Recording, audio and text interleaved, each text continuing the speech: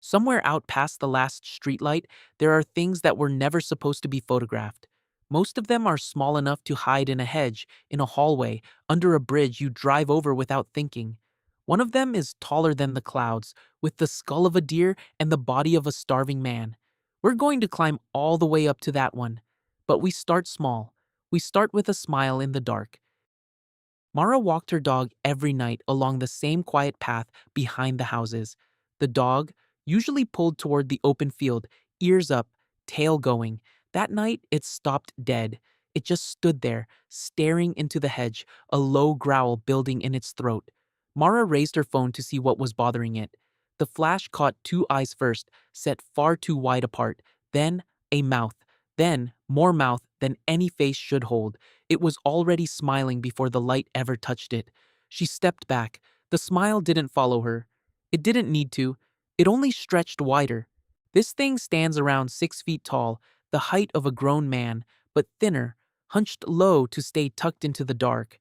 Pale gray skin, two glowing eyes, and a row of square human teeth pulled into a grin too big for its skull. To survive this creature, never point a light into the dark just to confirm what you already heard moving. It doesn't hunt you. It waits to be seen. The night shift in the old wing was always slow, which was exactly how Devin liked it. He was restocking a cart when he noticed someone at the far end of the hall, standing near the window. A patient, he figured, one who'd wandered out of bed again. He called out gently and started walking. The figure didn't answer. It didn't turn toward him, and as he closed the distance, he understood why it never needed to turn. It had been facing him the entire time. The eyes sat low, down where the chin should be. The mouth hung high near the hairline, open, slowly breathing. It had watched him walk the whole length of that hallway, and now there was no hallway left between them. It stands about 8 feet tall on long, thin legs, dressed like an ordinary man in ordinary clothes. The skin is gray and loose. Its one terrible feature is the face, flipped completely upside down, eyes at the bottom, mouth at the top, always a little open. To survive this creature, do not try to fix what you're seeing in your head. The longer you stare to make it make sense, the closer it will be when you blink. A late detour took Priya under an old rail bridge she had never driven before.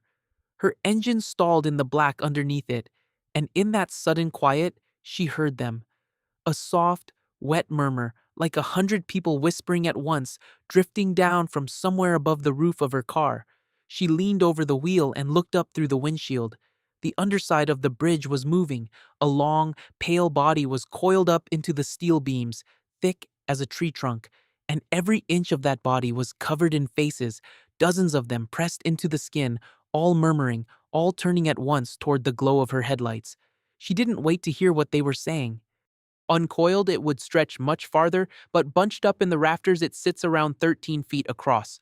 The body is a single pale worm, segmented end to end, and every segment carries a human face sealed into the flesh, blinking, whispering.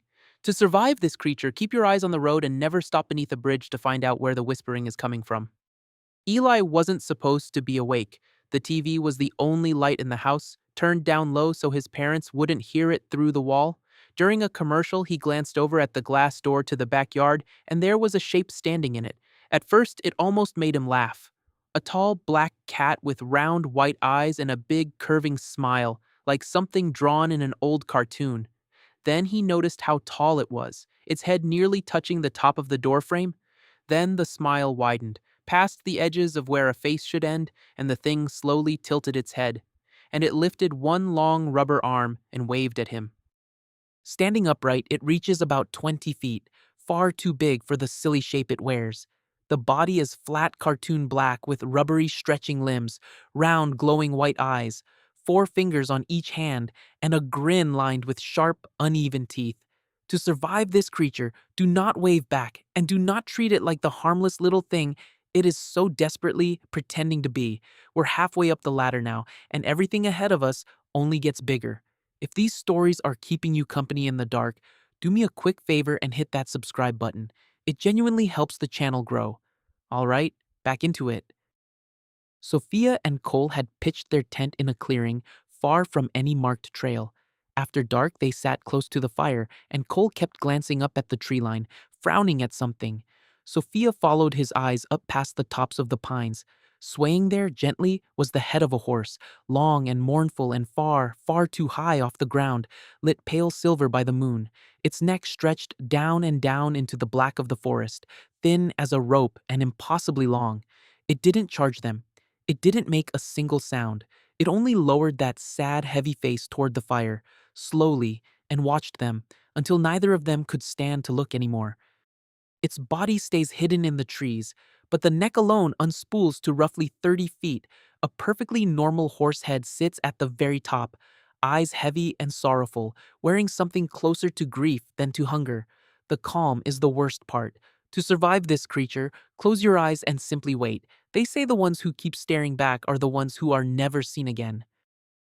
Hassan was 3 hours into a solo hike when he first heard the voice. Someone calling for help.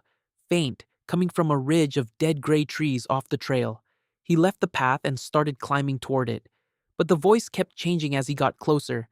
It looped strangely, a snatch of an old radio jingle bleeding into a child's cry, bleeding into a wash of static. Then, one of the dead trees up ahead of him moved. It wasn't a tree at all. It was a towering gray figure, dry and skeletal and tall as the pines around it. And where its head should have been, it carried two enormous metal speakers, crackling, playing back every sound it had ever swallowed to pull him in. It rises around 40 feet and is easily mistaken for a dead tree from a distance. The body is withered and gray, the arms long and dangling at its sides. Atop the neck sit two rusted speaker horns that broadcast stolen voices, sirens, and warnings in a warped, looping call. To survive this creature, never trust a voice that calls you off the path, especially one that says the same thing twice. Tomas was driving a long, flat country road in the middle of the afternoon, fields stretching out wide on both sides under a clear sky. He lifted his phone and snapped a quick photo of the open road ahead. It was only that night, scrolling back through his pictures, that he finally saw it. Far out in the field, where he was certain there had been nothing at all, stood a tall, dark shape, thin, wrong, a skeletal body, and a long deer skull where a head should be, tilted slightly, turned toward the road, turned toward him. In the very next photo, taken only seconds later, it was noticeably closer to the road, though he never once saw it take a step. Out in the open, it reaches nearly 50 feet, lean and bone-pale beneath the skin. The head is the bare skull of a great deer, antlers branching high into the air. It shows up only in photographs, never to the naked eye, and it is always nearer in the next frame than it was in the last. To survive this creature, do not go back through your photos hunting for it. If it is in there, it already knows that you are looking. The fog rolled down into the valley town before dawn, and this time, it didn't lift. By mid-morning, people had drifted out into the streets, heads tipped back, pointing up at something in the gray. There was a shape up there, far too high to make sense of, and at first the whole town told itself it was a radio tower, a smear of mist, a trick of tired eyes. Then, for just a moment, the fog thinned. The shape had a body, gaunt and human and deeply wrong, skin pulled tight over a frame the size of a skyscraper, and at the very top of it, what looked like miles up, the same long deer skull turned, slowly, downward, to look at the little town that had finally noticed it standing there. This one stands close to 300 feet, taller than nearly every building beneath it. The body is that of a starved man, every rib showing through, and the head is one enormous antlered deer skull.